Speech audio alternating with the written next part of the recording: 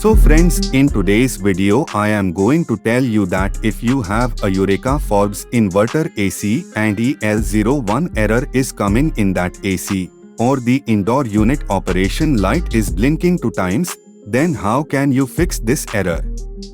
You can do that very easily, so let's start the video. If EL01 error is coming in Eureka Forbes Inverter AC or indoor unit operation light is blinking 2 times, then this error is indoor unit and outdoor unit communication fault. This error can occur in your AC due to 4 reasons. The first reason may be that the supply wire going to your indoor unit and outdoor unit, then you should look at the connector of the indoor unit and the connector of the outdoor unit. There should be the same color code.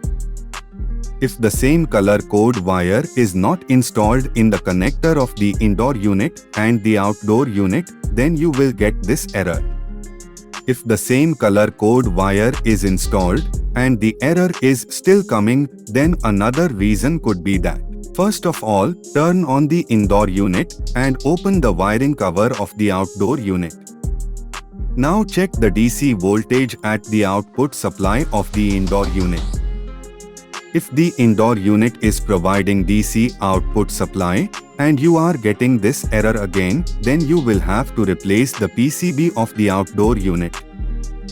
And if the indoor unit is not providing output supply, then you have to replace the power circuit board of the indoor unit. After that, this error will be completely fixed. If you have understood the information given by me, then like my video and subscribe to the channel.